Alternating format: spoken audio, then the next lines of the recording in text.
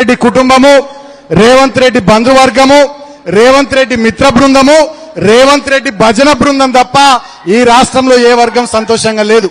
ముఖ్యంగా మన కోల్బెల్ట్ ఏరియాలో ఆనాడు బెల్లంపల్లి నుంచి మొదలుకొని సత్తుపల్లి దాకా కాంగ్రెస్ పార్టీని నమ్మి, కాంగ్రెస్ పార్టీ ఇచ్చినటువంటి హామీలను నమ్మి పెద్ద ఎత్తున ఓట్లేసి కాంగ్రెస్ వాళ్ళని గెలిపిస్తే, వీళ్లకు నమ్మి అవకాశం ఇస్తే ఇవాళ మొత్తంగా కోల్బెల్ట్ ఏరియాలో ఒక్కటంటే ఒక పథకం అమలు చేయకుండా సింగరేణిని పూర్తిగా నిర్వీర్యం చేస్తూ, దీన్ని బొందలగడ్డలాగా మారుస్తూ, ప్రైవేటీకరించే కుట్ర చేస్తూ సింగరేణి కార్మికుల నోట్లో మట్టి కొడతా ఉన్నారు. దానికోసమే మనమంతా కూడా పోరాటం చేయాలి. ఆ పోరాటానికి బీఆర్ఎస్ పార్టీ శ్రీకారం చుట్టింది. హరీష్ అన్న ఇప్పటికే జూన్ 7వ తేదీ నాడు గోదావరిఖనిలో, 12వ తేదీ నాడు భూపాల్పల్లిలో, తర్వాత కొత్తగూడెంలో, ఇవాళ మన కేతన్పల్లి మున్సిపాలిటీ పరిధిలో శ్రీరాంపూర్, మందమర్రి, బెల్లంపల్లి ఏరియాల సింగరేణి కార్మికుల మీటింగ్ లో పాల్గొంటా ఉన్నారు. వారు దిశానిర్దేశం చేస్తా ఉన్నారు. డెఫినెట్ గా గట్టిగా మన బొగ్గుగని కార్మిక సంఘం ఆధ్వర్యంలో, బీఆర్ఎస్ పార్టీ ఆధ్వర్యంలో మనం మరో పోరాటానికి శ్రీకారం చుడదాం. బీఆర్ఎస్ పార్టీకి పోరాటం కొత్త కాదు. రేవంత్ రెడ్డి విను, చూడు, లైవ్ చూస్తుంటే బిడ్డ, బీఆర్ఎస్ పార్టీకి పోరాటం కొత్త కాదు. ఈ గులాబీ కండువాకు పోరాటం కొత్త కాదు.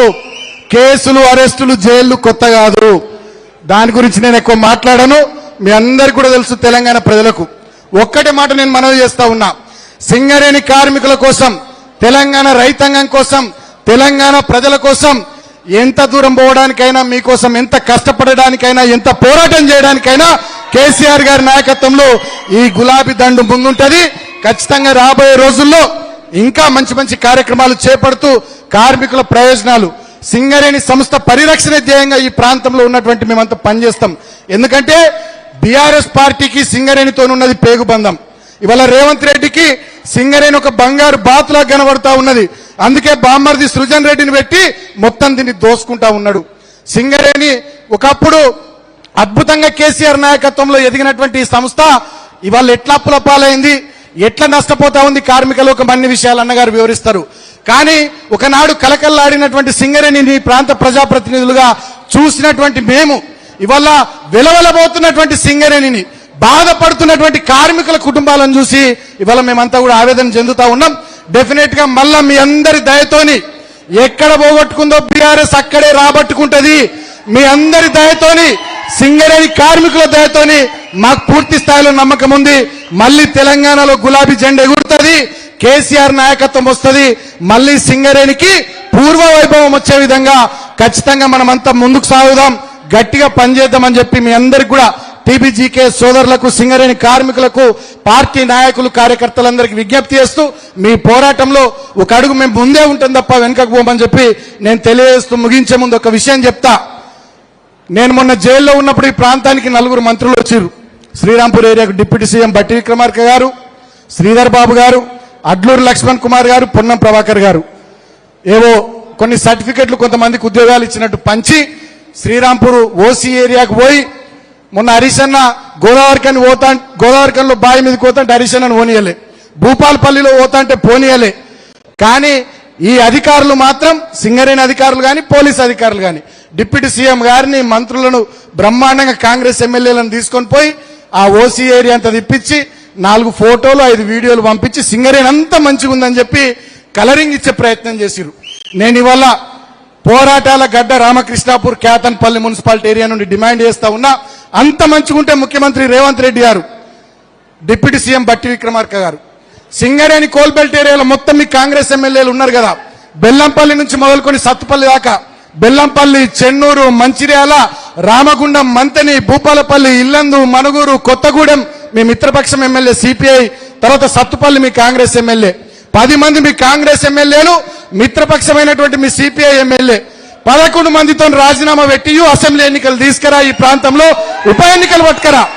అప్పుడు సింగరేణి కార్మికులు ఈ ప్రాంతంలో మరి మీరు చేస్తున్నది మంచా చెడా అని చెప్పి ఓట్లతోని మీకు అర్థం చేపిస్తారని చెప్పి నేను తెలియజేస్తా ఉన్నా. ఒకవేళ ఇంతమందిని రాజీనామా చేయించడం ఎందుకని నువ్వు భయపడితే, రేవంత్ రెడ్డి గారు మీ గనుల శాఖ మంత్రి అయినటువంటి చెన్నూరు ఎమ్మెల్యే మంత్రి వివేక్ ఒక్కనైనా రాజీనామా పెట్టి, అట్లీస్ట్ వివేక్ గారినైనా రాజీనామా చెప్పి ఉప ఎన్నికలు తీసుకురా చెన్నూరుకు. మీరు చేస్తున్నది తప్ప ఒప్ప, మీ నిర్ణయాల వల్ల ఈ ప్రాంత రైతులు గాని, సింగరేణి కార్మికులు గాని కాంగ్రెస్ ప్రభుత్వం మంచి పని చేస్తుందో లేదో వాళ్ళే ఓట్ల ద్వారా బుద్ధి చెప్తారు, అప్పుడన్నా మీకు అర్థమవుతుందని చెప్పి నేను రేవంత్ రెడ్డికి హితవు పలుకుతూ ఖచ్చితంగా ఈ 2.5 ఏళ్లు కార్మికుల వెంట ఉంటాం, ఈ ప్రాంత ప్రజానీకం వెంట ఉంటాం. భయపడేది లేదు, బాధపడేది లేదు, అధైర్యపడేది లేదు. గట్టిగా కొట్లాడదాం.